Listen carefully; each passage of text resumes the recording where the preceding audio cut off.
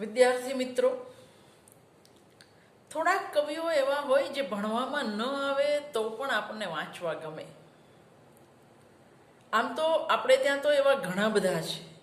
એકાંત હોય, એ કલાપી હોય, એ જયંત પાઠક હોય, એ ઉશનસ હોય, એ શ્રીધરાણી હોય, એ ઉમાશંકર હોય, સુંદરમ હોય, એ પ્રહલાદ પારેખ હોય કે પછીના ઘણા બધા કવિઓ, એ શ્રીધરાણી હોય. તો એવા એક અનુગાંધી યુગના મારા બહુ જ ગમતા કવિ પ્રહલાદ પારેખ, એક જ કાવ્ય સંગ્રહ બારી બહાર,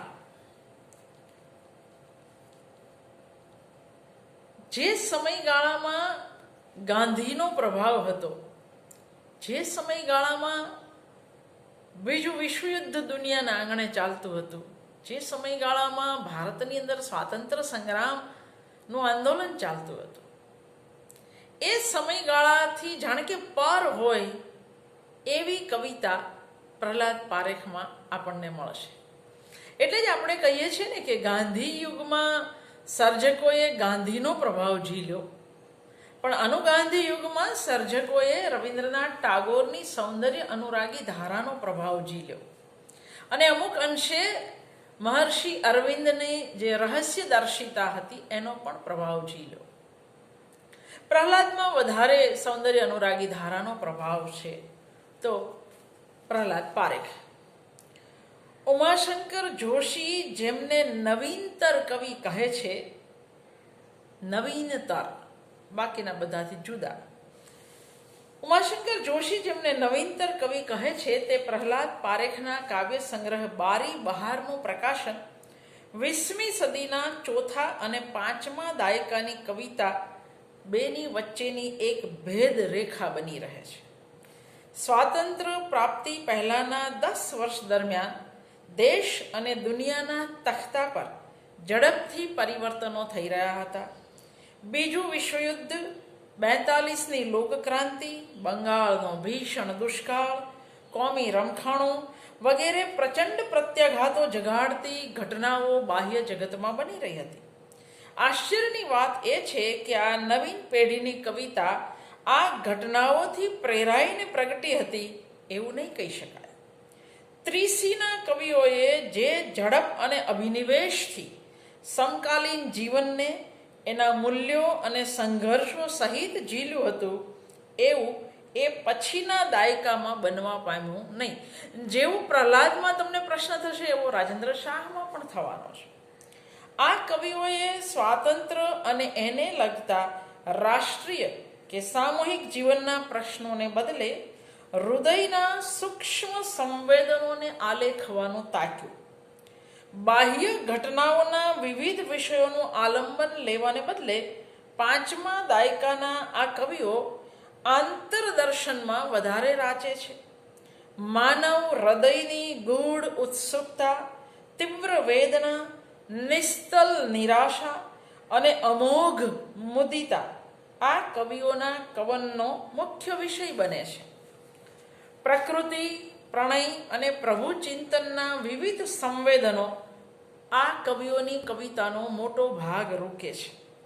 આગલા દાયકાના કવિઓમાં રાષ્ટ્રીય આંદોલનનો જે પડઘો પડતો હતો અને પીડિતોના ઉદ્ધાર માટેનો જે અભિગ્રહ હતો, એનો પણ આ જેને ઉમાશંકર નવીનતર કવિઓ કહે છે એમાં ઘણા અંશે અભાવ જણાશે. એના સ્થાને સૌંદર્યનો અભિનિવેશ અહીં ધ્યાન ખેંચે એ રીતે છે. 40 પહેલાનો કવિ સમાજ અભિમુખ વિશેષ હતો, પણ આ નવીન કવિ સૌંદર્ય અભિમુખ વધારે છે.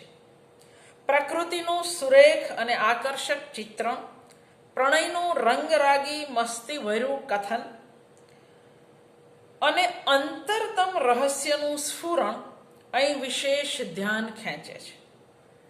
વાસ્તવ નિરૂપણને બદલે આ કવિનું લક્ષ્ય આંતરિક ભાવ સૌંદર્યની સમૃદ્ધિ ઠાલવવા પર કેન્દ્રિત થયેલું જણાય છે.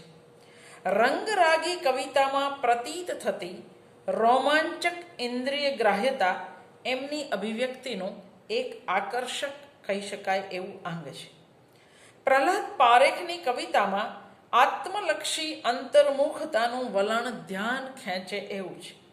કવિતા અકારણ અશ્રુ, એ કવિતાનું નામ છે.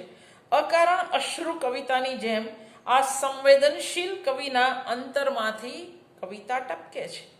વિસ્તીર્ણ જે તેજ નહીં થયેલ, સંકીર્ણ થાતું તિમિરે જણાય, બહાર જે તેમ નિહાળતા તે, જોવા બધું ભીતરમાં તણાય. પ્રકૃતિ, પ્રેમ અને પ્રભુ વિશેના સંવેદનમાંથી સહજ સ્ફૂરતા એમના આ કાવ્યો છે. કવિની નજર બારી બહાર દોડે છે, પણ પછી દુનિયાને બહાર રાખીને કુટીર દ્વાર વાસીને હૈયું ખોલે છે. એમાં એમને હજાર દુનિયા દેખાય છે. એમાં હૈયું આપીને માંગવાની મૂંઝવણ મુખ્ય છે. કેમ કે જાય ત્યારે જ થાય, હૃદયમાં નહીં હતો આવ્યો સ્નેહ આતો, એવું પછીથી સમજાય છે. આવા સૂક્ષ્મ સંવેદનોને પ્રહલાદ પારેખ સરળ, વિશદ અને ઇન્દ્રિય ગ્રાહ્ય બાનીમાં વ્યક્ત કરે છે. ઉમાશંકરે આથી જ પ્રહલાદ પારેખની કવિતાને આંખ, કાન અને નાકની કવિતા કહી છે. આંખ, કાન અને નાકની કવિતા એટલે કે ઇન્દ્રિય જગતને વધારે સ્પર્શતી કવિતા કહી છે. ભાષા અને છંદની સફાઈ, કલ્પનાની રોચકતા અને ભાષા નિરૂપણમાં સંયમ એ પ્રહલાદની કવિતાને માટે ઉમાશંકર પાસેથી નીતરા પાણી અવતરણમાં નીતરા પાણીની ઉપમા કમાવી આપે છે. ઉમાશંકર એક બાજુ એમને નવીનતર કવિ કહે છે, એમની કવિતાને આંખ, કાન અને નાકની કવિતા કહે છે, અને એમની કવિતા કેવી છે? નીતરા પાણી જેવી. પાણી ડહોળાયેલું હોય, બધો પેલો નીચે બાસી જાય, પછી જે ઉપર પાણી હોય નીતરું પાણી કહેવાય. તો પ્રહલાદની કવિતા ઉમાશંકરને નીતરા પાણી જેવી લાગે છે. વાચકની કલ્પનાને જાગૃત કરીને દૃશ્ય, શ્રાવ્ય અને ઘ્રાણેન્દ્રિય ગમ્ય ચિત્રો તેની સમક્ષ રમતા રમતા આ કવિ ખડા કરી દે છે. વર્ષાના વિભિન્ન રંગને રવ ભરેલા ગતિશીલ ચિત્રો પ્રહલાદની વાણીમાંથી પ્રગટે છે. દાખલા તરીકે, વર્ષાની ધારના કોણે આકાશથી અવનીને ઉર આ તાર સાંધિયા, અંગુલી વીજની કોણે આ ફેરવી શુષ્કતા વિદારતા ગીત છેડિયા. એ પ્રશ્નની સાથે કવિ પૃથ્વીના પ્રાણને વર્ષાની ધાર સાથે તાલ લેતો દર્શાવે છે. વળી તેઓ અંધાર અને રાતના ઘ્રાણક્ષમ ચિત્રો દોરે છે. આજ અંધાર ખુશબો ભર્યો લાગતો અને આજ સૌરભ ભરી રાત સારી.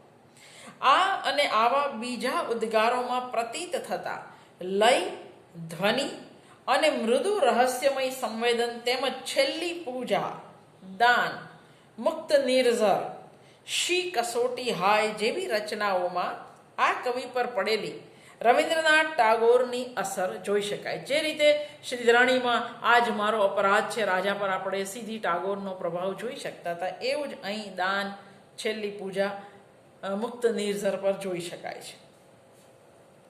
અમૂર્ત અને વાયવી સ્વરૂપના ભાવને મૂર્ત રૂપ આપવામાં પ્રહલાદ પારેખ વાણીના લય અને ધ્વનિ પાસેથી ઉત્તમ રીતે કામ લે છે.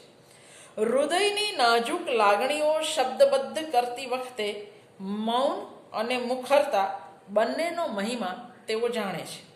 જગતથી કંટાળી એ કુદરત ભણી જાય છે, પણ છેવટે એને શંકા જાય છે કે પ્રકૃતિનો માનવ હૃદય સાથે મેળ જામે કે ન પણ જામે. તો પછી રૂડું એથી અહીં રહું માનવીના સાથમાં, વળી કદી સમજશે એ જ મારી વાતમાં. એમ માની કવિ સરળ ભાવે માનવી પર જ શ્રદ્ધા દાખવે છે, જે ફરી એકવાર આપણને રવિન્દ્રનાથ ટાગોરનો પ્રભાવ બતાવે છે. પ્રહલાદ પારેખની શક્તિનો વિશિષ્ટ ચમત્કાર આપણને ગીતોમાં દેખાય છે. ઇબારત અને અભિવ્યક્તિ બંનેમાં ગુજરાતી કવિતા પ્રહલાદ પારેખથી નવો વળાંક લે છે, એ આપણે યાદ રાખવાનું છે. અત્યાર સુધીની કવિતા વિશેષતઃ આગલા યુગમાંથી પોષણ લઈને વહેતા પ્રવાહમાં વિકસતી જોવા મળે છે. ત્યારે આ ગાળાની કવિતા પુરોગામી તમામ કાવ્ય પ્રણાલીઓમાંથી પોષણ લેવા છતાં પોતિકા માર્ગે આગળ વધતી જણાય છે. શુદ્ધ કવિતાની ઉપાસના કરવા તરફ વળતી હોય એવું રાજેન્દ્ર શાહ કે પ્રહલાદ પારેખની કવિતામાં લાગે. અમૂર્ત, અસ્પર્શ કે છટકણા ભાવોને કવિ ગીત, સોનેટ, છંદોબદ્ધ કાવ્યોમાં અને અન્ય પરંપરિત રચનાઓમાં આલેખે છે. શ્લોકભંગ, યતિભંગ કે છંદોની ભાંગ ફોડના એ બહુ હિમાયતી ન હોય એમની કવિતામાં છંદ સફાઈ, શ્લોકબંધ કે દ્રઢ પ્રાસબંધ અને છંદોના પરંપરિત પ્રયોગો એ વિશેષ જોવા મળે છે. પ્રહલાદ પારેખ વિશે વાંચવું હોય તો ક્યાંથી વંચાય? તો ઉમાશંકર જોશીની જે પ્રસ્તાવના છે બારી બહારની, એ ઉપરાંત ગુજરાતી સાહિત્યનો ઇતિહાસ છે, ઉપરાંત દક્ષાબેન વ્યાસનું સ્વાતંત્રોત્તર ગુજરાતી કવિતા પર જે સંશોધન છે, આ બધું તમે વાંચો. હું તમને એમાંથી જ કરાવી રહી છું.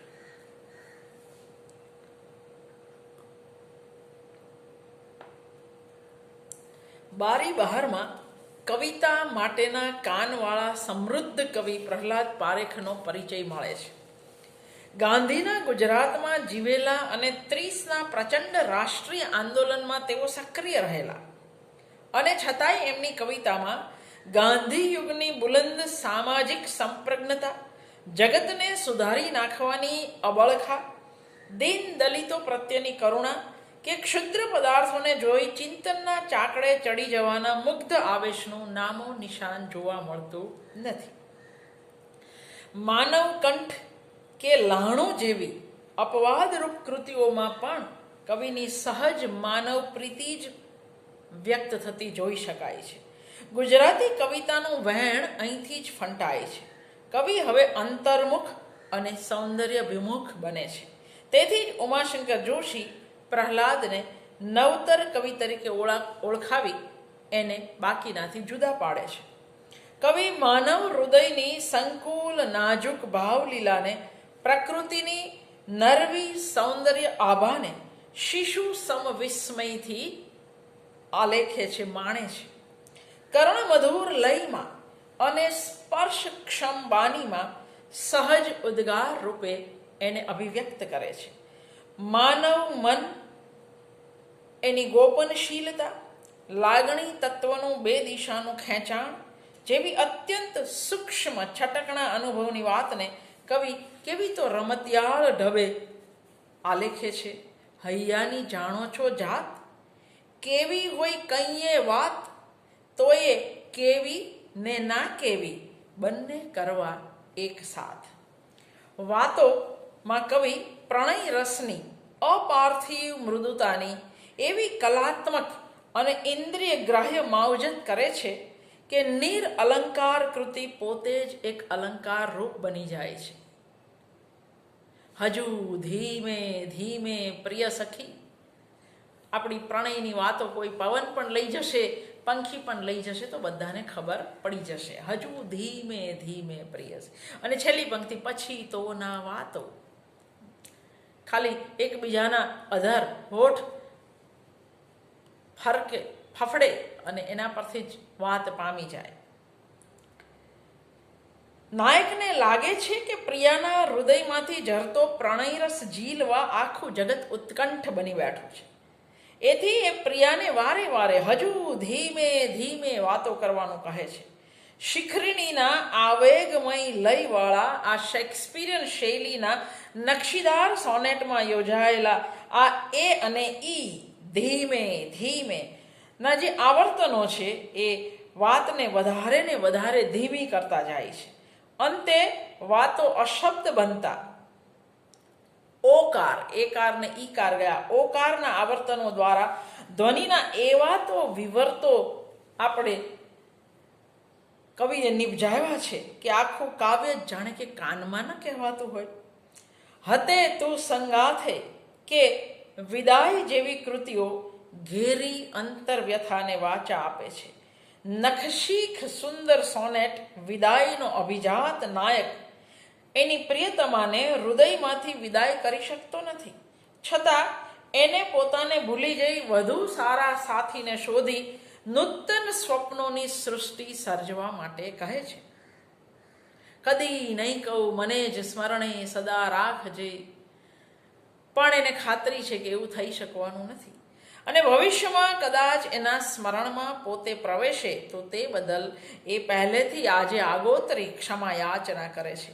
કવિની ઘણી બધી કૃતિઓમાં આવી નિર્મળ નિખાલસતા ફોરી ઉઠી છે. બારી બહાર કવિની આંતરચેતનાના સંક્રમણનો આબેહૂબ ચિતાર આપે છે. વર્ષોની બંધ બારીને ઉઘાડતા હૈયાની જડતાના કમાડ ખુલી જતા દિશા દિશાએથી આવ આવનો અનાહત નાદ સંભળાય છે. સૃષ્ટિની તમામ સામગ્રી મુગ્ધ આકર્ષણનું કેન્દ્ર બને છે. દૃષ્ટિપથના રૂપ વૈભવમાં ક્રમશઃ એકરૂપ થતા અપૂર્વ સૌંદર્ય પાનનો કેફ ચડે છે. આંખો બીડાઈ જાય છે, ઊંડે ઊંડે મનમાં ઉતરી જવાય છે અને આવના પેલા અપરિહાર્ય સાધની સાથે આંતરચેતના સૂક્ષ્મ પથ પ્રતિ ગતિ કરવા લાગે છે. ના બારી ના ઘર મહી રહું જાઓ એ સર્વસાથ. આ ઇન્દ્રિય ગ્રાહ્ય ચિત્ર સર્જવાની આગવી શક્તિના કવિ આપણને ઠેર ઠેર દર્શન કરાવે છે. પતંગિયો પકડવા જતા બાળકની ચેષ્ટાને તાદૃશ કરતા શબ્દચિત્રમાં તેઓ બાળકને પ્રકૃતિના જ એક અંગ તરીકે ઉપસાવે છે. નીચે કોઈ ચલિત પગલે જાય છે બાળ ચાલ્યું, ફૂલ કને ઝીલવાને પતંગ. અહીં બાળકને ગાતું કુસુમ કહી કુસુમ અને બાળકમાં પરસ્પર ભાવરૂપનું આદાન પ્રદાન કરી સૌંદર્યનું છટકણું તત્વ કવિ જાણે કે લીલિયા પકડી લેતા હોય એવું લાગે છે. ઉમાશંકર જોશી યોગ્ય રીતે જ પ્રહલાદ પારેખની કવિતાને આંખ, કાન અને નાકની કવિતા કહે છે. સજીવારોપણ દ્વારા અથવા વર્ણનના વૈશિષ્ટ્ય કે પીંછીના લસરકા માત્રમાં સુરેખ ચિત્રો ઉપસાવવાની આ કવિને ફાવટ છે. સૂતેલા ટૂંટિયું વળી ક્ષિતિજ ઉપરે વાદળા કે ચારે તે આરે ભઈ સરોવર નદીઓને હાથના હૈયા રહ્યા જેવા અનાયાસ ચિત્રો આપણને ઠેર ઠેર જોવા મળે છે. સૌથી વધુ આકર્ષણ કરે છે કવિના કર્ણમંજુલ ગીતો, જે જાદુઈ સરળતાથી એકલું એ સરસ ગીત છે. કવિ ભાવની જે તીવ્રતા સાધે છે તે જ સરળતાથી મસ્ત ફકીરી ગાન મચાવતા દરિયા ફકીરનો આહલેખ ગજાવતા અવધૂત લેખે એ આપણને સાક્ષાત્કાર કરાવે છે. મને યાદ આવ્યું કે ઉમાશંકર જોશી, દક્ષાબેન વ્યાસ ઉપરાંત એક સરસ કવિ વિવેચક રાજેશ પંડ્યાએ પણ પ્રહલાદ પારેખ પર બહુ જ સરસ લખ્યું છે. એ પણ તમારે વાંચવું જોઈએ.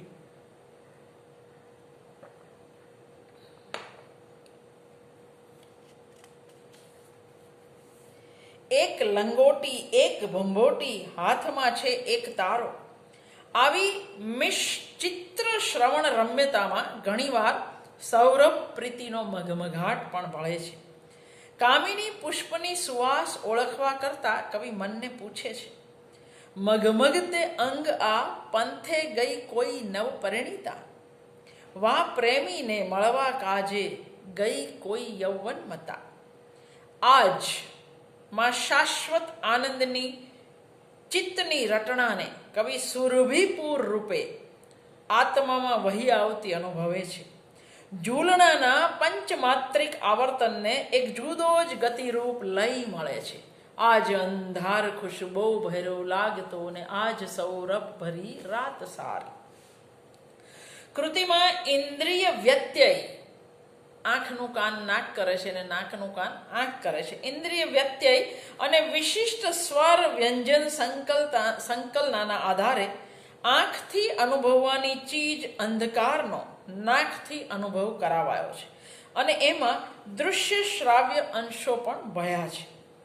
બારી બહારના કવિ પર કાંત, કાલિદાસ અને વિશેષ તો રવિન્દ્રનાથનો પ્રગાઢ પ્રભાવ વર્તાય છે. બંગાળી ઢાળના ગીતો, રવિન્દ્રનાથના કથા કાવ્યોના અનુસર્જન, રહસ્ય કે ગૂઢતાનું આકર્ષણ તથા ભાવ અનુભૂતિ અને અભિવ્યક્તિમાં પ્રગટતું રુજુ સૌંદર્યલક્ષી વલણ એની આપણને પ્રતીતિ કરાવે છે. શુદ્ધ કવિતાની વિભાવનાની સભાનતા વગર જ આ કવિ શુદ્ધ કવિતા તરફ વળ્યા હોય એવું લાગે. સૂક્ષ્મ સંવેદનશીલતા, નાજુક છટકણા ભાવોની મૃદુ માવજત, શિશુ સહજ મુગ્ધતા અને ઉત્સુકતા, નિખાલસ પોતીકી ભાવ અભિવ્યક્તિ અને સ્વયંભૂ કલ્પના વ્યાપારના સહારે થતો ઇન્દ્રિય વ્યત્યય પ્રહલાદ પારેખની રચનાઓને સ્વચ્છ અને સુરેખ બનાવે છે. વાણીનો રમતિયાળ, રસળતું, લાલિત્યમય પોત એમને બીજા કવિઓથી જુદા પાડે છે. પ્રહલાદ પારેખમાં તમને વિષય વૈવિધ્ય પણ સારું એવું જોવા મળે. સનાતન માનવ ભાવોને આલેખવામાં આ કવિ વધારે રાજા છે. પ્રકૃતિ પ્રેમ તથા માનવ પ્રેમ એ બે એમની કવિતાના મુખ્ય વિષય છે. એમની કવિતાએ મુખ્યત્વે આ બે વિષયની આસપાસ પોતાની સર્જન લીલા કરી છે. વિષયની નવીનતા કે શૈલીના લહેકાથી આંજી નાખતી કવિતા નથી, પણ ભાવ અને રસની ગહનતા પર એનો વધારે આધાર છે. વિષય વૈવિધ્ય માટે પ્રહલાદે ફાંફા નથી માર્યા. માનવીના હૃદયના ચિરંતન મનોભાવને આલેખવામાં જ એમને વધારે રસ છે. એમની કવિતામાં તમને ત્રીસીના ગાળાની ગાંધી ભાવના જોવા નહીં મળે. ગાંધી ભાવનાનું પગલું દબાવતી આવતી દીન દલિત પીડિત પ્રત્યેની ગતાનુગતિક અનુકંપાનું રટણ પણ જોવા નહીં મળે. છંદોના પ્રયોગો, ભાષા પદાવલીની સંકુલતા વડે અભિભૂત કરી દેવાનો અભરખો પણ એમને નથી. પ્રેમ ભાવનાનું ગતાનુગતિક નિરૂપણ પણ નથી. તો આ નથી વચ્ચે પ્રહલાદમાં છે શું? એવી કવિ તરકીબો, વિશેષતા લઈને આવે છે આ કવિ, જેથી અત્યાર સુધીના બંધ બારણા જાણે કે સીમ સીમ કહેતા ખુલી ગયા અને ખુલ્લા દ્વારમાંથી કાવ્ય સુંદરી રૂમઝૂમ કરતી, કંકુની પગલી પાડતી ગુજરાતી ભાષાના ઉંબરે આવીને ઊભી રહે છે. ઇન્દ્રિય ગ્રાહ્યતા એ એમની કવિતાનો વિશેષ છે. ધ્વનિ, રંગ, ગંધ, સ્પર્શ અને સ્વાદ એવી ઇન્દ્રિય ગોચર કલ્પન સૃષ્ટિ મૌલિકતા અને તાજગીથી આપણા ચૈતન્યને સભર કરી દે છે. એટલું જ નહીં, એકબીજામાં ભળી જઈ ઇન્દ્રિય વ્યત્યય પણ સિદ્ધ થાય છે. આજે તો હવે આ ઇન્દ્રિય વ્યત્યયની પ્રયુક્તિ વપરાઈને ખર્ચાઈ ચૂકી છે, પરંતુ પ્રહલાદ પારેખે એ વણસ્પર્શુ જગત આપણી સામે ખોલી આપે. ઉમાશંકર જોશી એટલે જ એમને આંખ, કાન અને નાકના કવિ કહે છે.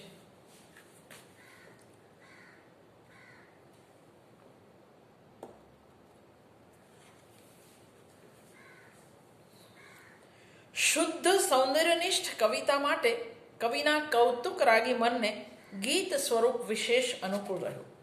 બારી બહારની સિદ્ધિ મોટે ભાગે ગીત રચનાઓ પર નિર્ભર છે. જો કે મને તો એમના સોનેટ પણ બહુ ગમે છે. વર્ષા વિશેના 8 ગીત, આવ મેહુલિયા, વર્ષા, આવ્યો મેહુલિયો, શાને, થાય છે થઈ થઈ કાર, વરસે અનરાધાર, શ્રાવણ અને વાદળ વિખરાયા એ બારી બહાર સંગ્રહમાં છે.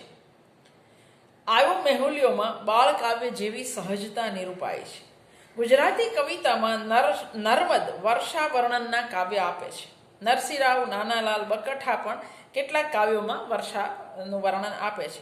પણ પ્રહલાદ પારેખના આ પ્રકારના ગીતો પૂર્વ પરંપરાના નથી. રવિન્દ્રનાથની કવિતાની પ્રેરણા આ કાવ્યો પાછળ રહેલી છે એવું ભૃગુરાય અંજારિયાએ નોંધ્યું છે. જુઈ, કામિની, શિવલી જેવા કાવ્યો પુષ્પો વિશેના છે.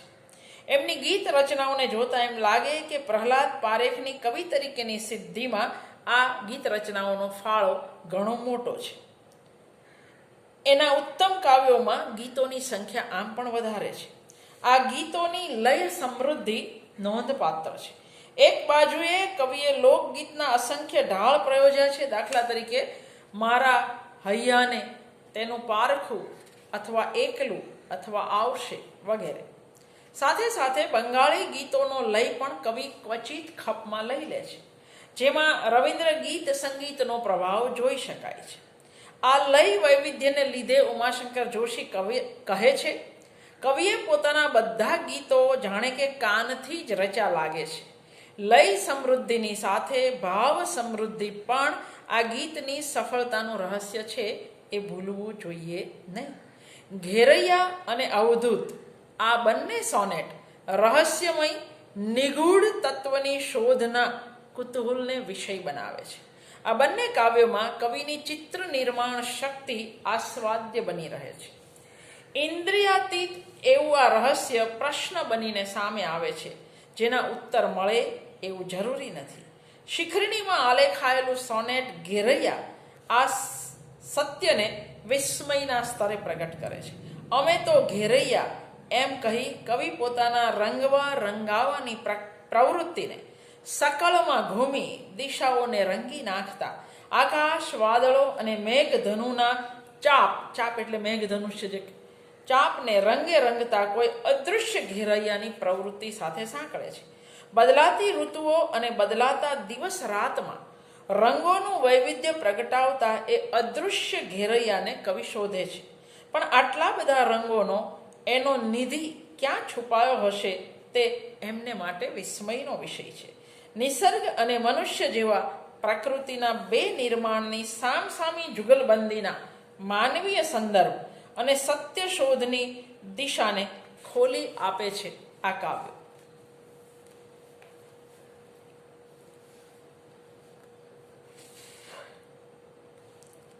બનાવટી ફૂલોને સંબોધનના કાકુથી આરંભાતી આ રચનામાં રંગો અને આકારો ધરાવતા બનાવટી ફૂલોને બગીચાના ફૂલો કરતાં લાંબુ આયુષ્ય મળ્યું હોવા છતાં, ઘરમાં કે અંબોડામાં સ્થાન મળ્યું હોવા છતાં અને પ્રશંસાના વેણ પ્રાપ્ત થયા હોવા છતાં કવિ પૂછી બેસે છે, તમારા હૈયાના ગહન મહીએ આવું વસતું, દિનાંતે આજે તો સકલ નીજ આપી જરી જવું. આવું તમને ક્યારેય થાય છે? કુદરતી ફૂલોની જેમ તમારા હૈયાના ગહન મહીએ આવું વસતું, દિનાંતે આજે તો સકલ નીજ આપી જરી જવું. કદી સૂર્યચંદ્રના ક્ષિતિજ પરથી થતા ભવ્ય ઉદયને કે વાસંતી વાયુના સ્પર્શને તમે જાણ્યો છે, માણ્યો છે ખરો? કવિના મનમાં પ્રશ્ન એ છે કે આ બનાવટી ફૂલોને દિનભર સુગંધ આપી જરી જવાનું ક્યારેય મન નહીં થતું હોય. બનાવટી અને કુદરતીના ભેદને આલેખતી આ રચના પ્રહલાદ પારેખના કવિ કર્મનો લાક્ષણિક નમૂનો છે. બનાવટી ફૂલોમાં ઈચ્છાનો સંભવ આરોપી કવિ અહીં કૃત્રિમ સૌંદર્યની ભ્રામકતાનો ભેદ ખોલે છે અને નૈસર્ગિકતાના સત્યનું ચડિયાતાપણું સાબિત કરે છે. બનાવટી ફૂલોનો આ સંદર્ભ સીધે સીધો માનવીય પ્રવૃત્તિઓની ભ્રામક મોહકતા સાથે જોડાઈ જાય છે અને તેથી આખું કાવ્ય એક મૂલ્યવાચી અર્થ પર જઈ પહોંચે છે. મનુષ્ય પ્રકૃતિનો જ અંશ હોવા છતાં પ્રકૃતિથી થયેલો એનો વિચ્છેદ અને વ્યવહાર જગત સાથેનું એનું સમાધાન પ્રહલાદ પારેખની મોટા ભાગની રચનાઓમાં મુખરતાથી આલેખાયું છે. છેવટે નૈસર્ગિકતામાં જ વિરામ હોવાનું મૂળભૂત સત્ય એમાં તાર સ્વરે વ્યક્ત થાય છે. શિખરણીમાં આલેખાયેલું સોનેટ ઘેરૈયા આ સત્યને વિસ્મયના સ્તરે પ્રગટ કરે છે. આપણે આગળ પણ જોયું, અમે તો ઘેરૈયા એમ કહી કવિ પોતાના રંગવા રંગાવાની પ્રવૃત્તિને આપણી સામે મૂકે છે.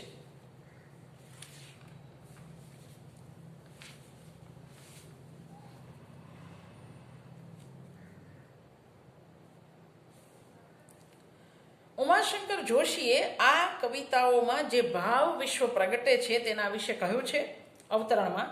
જલાવા માંગતા છતાં હાથ તાળી દઈને ભાગી જતા કેટલાક નાજુક ભાવો આ સંગ્રહમાં શબ્દસ્થ થયેલા જોવા મળે છે. અવતરણ પૂરું.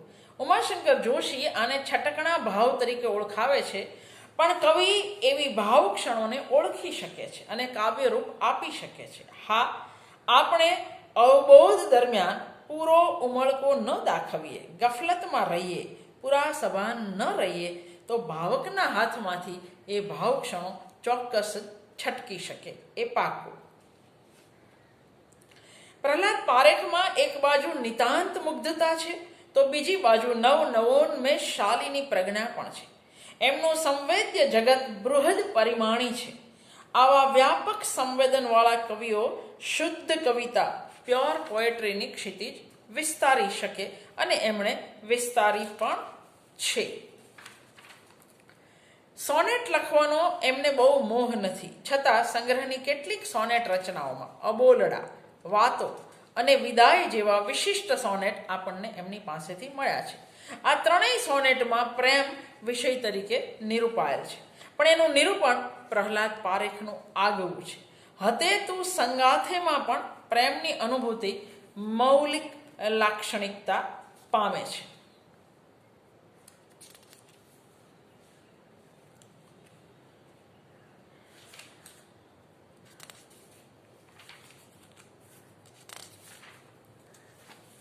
એકંદરે આપણે કહી શકીએ કે ગાંધી યુગ પછી જે રસ્તે ગુજરાતી કવિતા નીકળવાની હતી એનો અમુક અંદાજ શ્રીધરાણીની કવિતા આપે છે. એક બે એવા કાવ્ય આપણને હરિશ્ચંદ્ર ભટ્ટમાંથી પણ મળે છે, પણ રાજેન્દ્ર શાહ અને પ્રહલાદ પારેખ બે એવા મોટા કવિ કે જેની અંદર ગાંધી યુગની ધારાની એટલે કે સૌંદર્ય અનુરાગી ધારાની ટાગોરના પ્રભાવ તળેની કવિતા શુદ્ધ રૂપે શુદ્ધ કવિતાની દિશામાં જતી કવિતાનો આરંભ થાય છે.